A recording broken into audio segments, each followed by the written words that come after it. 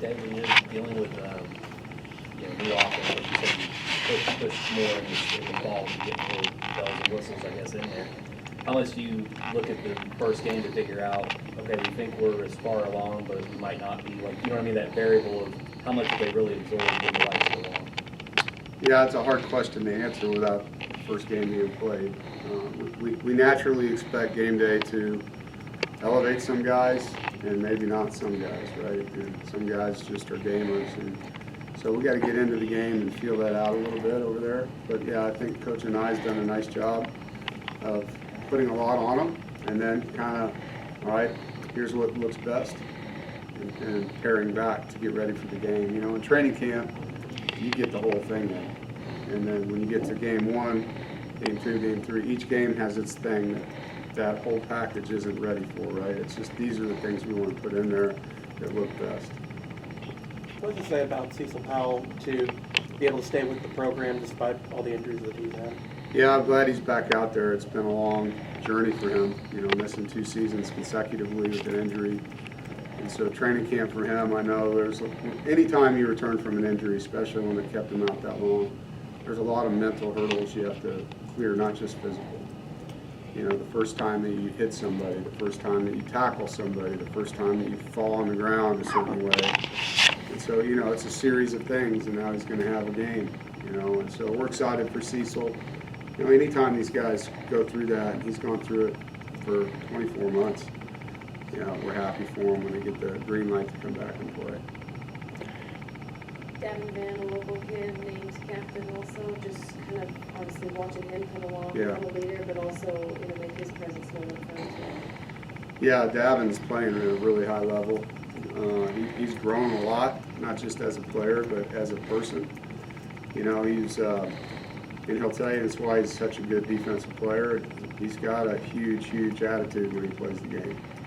And sometimes those things are hard for these guys to control. I think he's really learned how to use the energy, you know, and sometimes guys waste that. I know when Bradley Chubb was here, that was probably the biggest gain he had, was learning how to use, you know, the fire that was within him and not burn it on things that don't matter.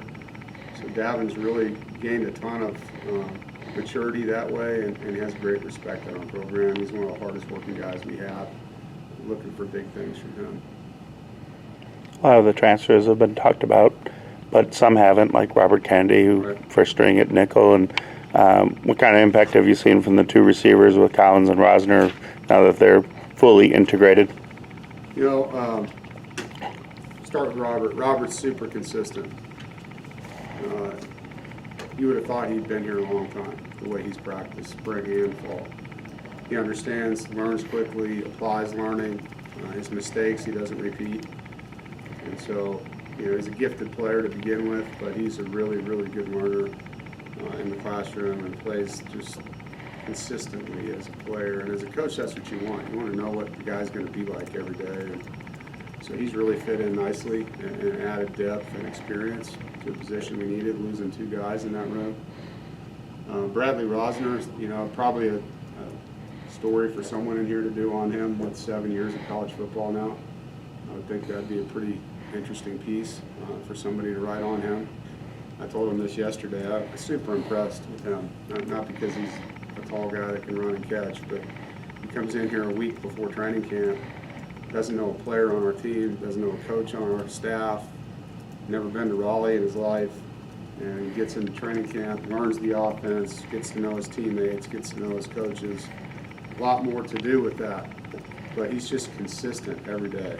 He catches the ball well, you know, still learning as he goes, but it's impressive, you know, to see what he's done in such a short period of time. Is there someone else yet? Dakari. Dakari, yeah, really talented. Trying to get him healthy. He's had some, you know, different small muscular things happen, strain here, strain there. Had a really good window in the middle of camp where we got to get a glimpse. You know, I think when we get him where he can consistently practice, he can have an impact. We're still trying to get him there. But he's seen a big change from the spring to the fall, which is his day-to-day. So excited about his growth. How deep into the playbook do you intend on going against UConn? Well, we're not going to hold back. You know, I think the thing with Coach Anai's offense is there's going to be things he doesn't do, but he's not holding them back. He's going to do the things that he thinks are the best for UConn. You know, the things that you'll see later will be because they were better for that opponent, if that makes sense. And this isn't a team that we're going to try to be vanilla and win the game. We need to go up there and play to win. And so coaches are being instructed that way. And then as you build your season, you're always trying to, one, look at your tendencies, but then change up, you know, what can we do off of this? This has been a high run formation or a high pass tendency, you know, so that you're changing up your own self-scout for the teams coming up.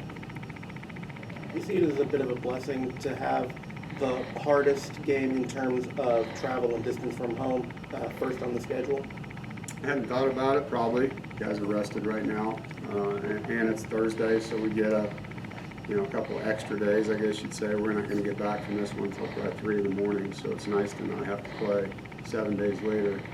It's a tough turnaround. I'll be able to get the players that Friday off so that they can catch up on sleep, and then we'll get back to it on Saturday to prepare for the next one. Can you describe how this program keeps you going and what your end goals for this season is? What was the first question? How this program keeps you going personally?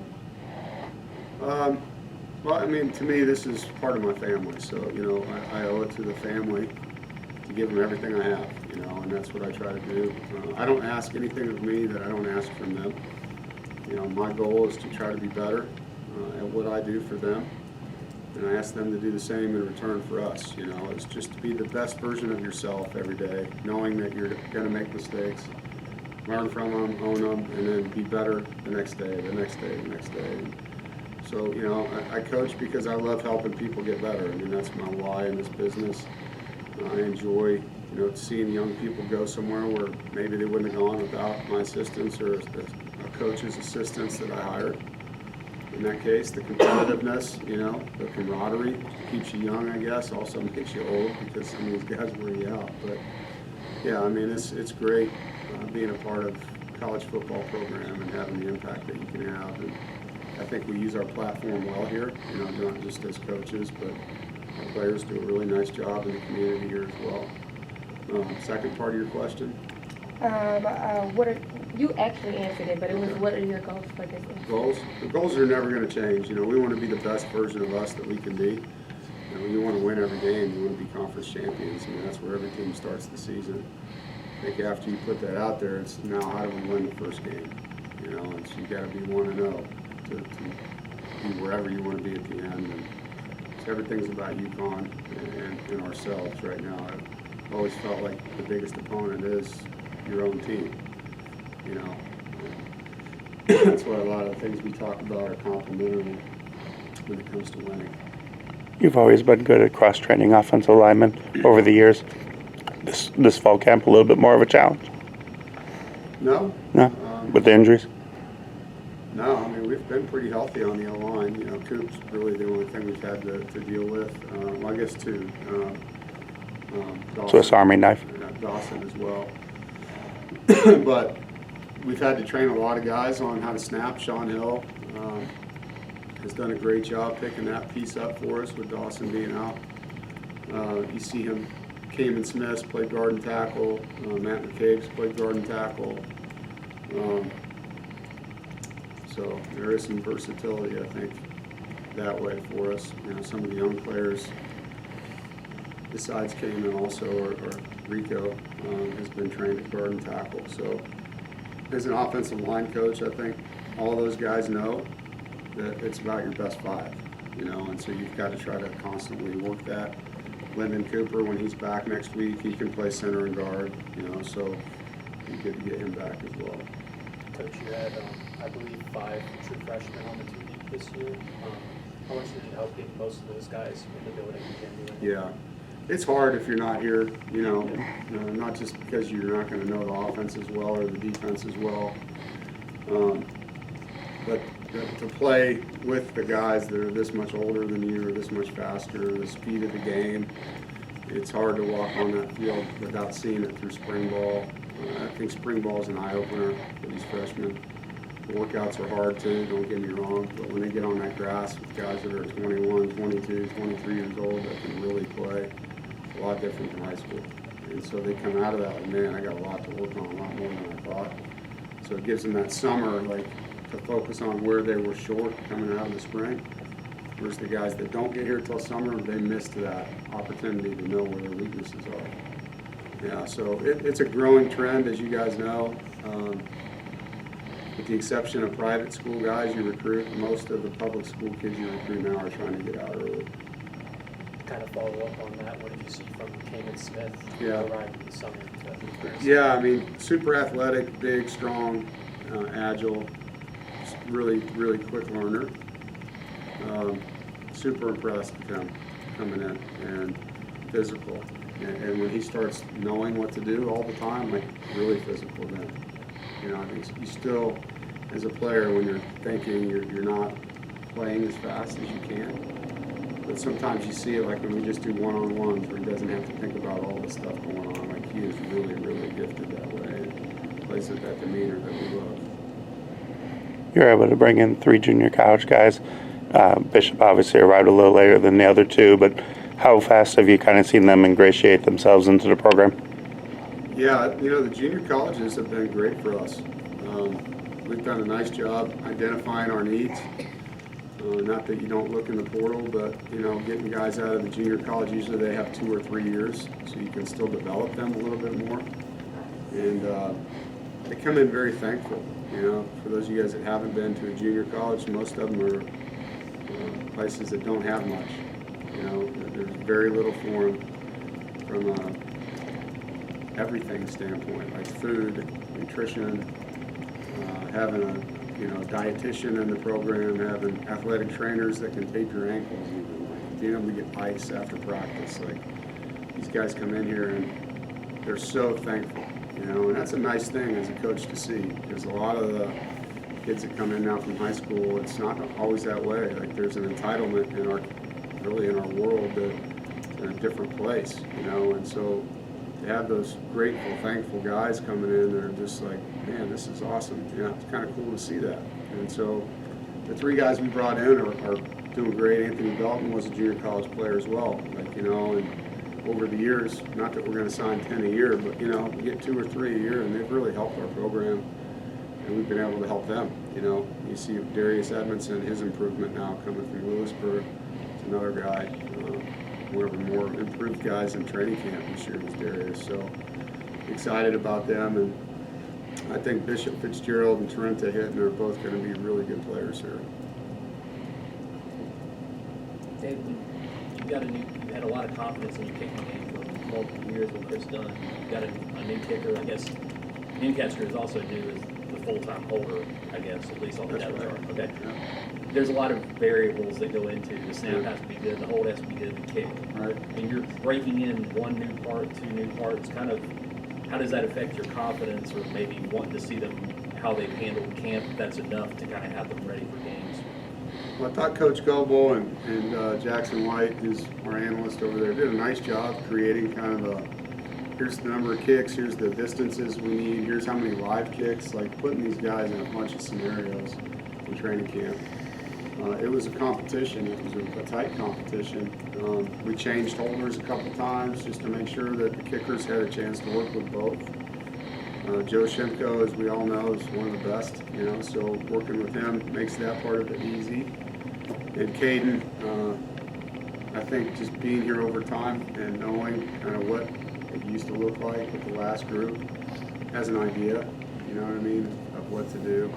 Our last 2 punters, as you know, are NFL starters, so there's been a lineage and kind of a standard that everyone expects. So yeah, I feel good about it. Braden transferred in here, one of the more accurate kickers in college football, you know, as a kicker. So he has a pedigree, he's been there, done that, kind of a little different maybe than normal when you're replacing a Grozo Award winner, you know, like, so I'm excited to have someone like that. And Colin Smith has gotten a lot better. He's, you know, obviously he's a good kickoff guy, but feel good about him, you know, as a backup if we would need him. And Canoa Veneset, one of the young kickers we have, brought in last year, is going to be really good in the future. He's got a really smooth swing. So that room is in a very good spot right now. Just need to get under the lights and go play. We know that you'll gamble on 4th and 1 at times. I couldn't hear you. What? We know you'll gamble on 4th and 1 at times.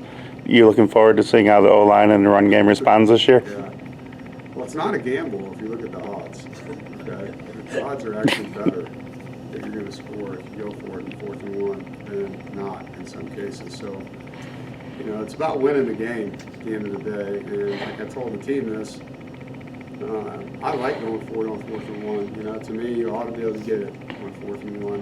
And yeah, it puts that kind of personality out there with your offensive line, your backs, quarterback, your tight ends, sometimes even your receivers if you get in tight formation. So we'll continue to be aggressive when it's smart.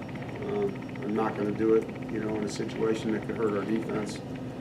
But I think there are calculated risks where the odds are in your favor, where it's smart to do it. You had there back at punt returner, his consistent presence for years. What did you see from Yeah. Jalen that made you comfortable? 5 years I had him back there. It was nice, right? Yeah, Jalen Coyte's a natural. He's really got good hands. Gets his body underneath it, judges the ball well, tracks the ball well. Is quick, elusive, has great change of direction. And as a decision maker, has shown us that he knows what to do, when to fair catch it, when not to, you know, do something that could hurt the team. You know, sometimes you get weird bounces, but yeah, he's consistently, and he's been here for a while, so we've been able to watch him over time, knowing that even last year, year before, if something happens to there, Jalen's ready.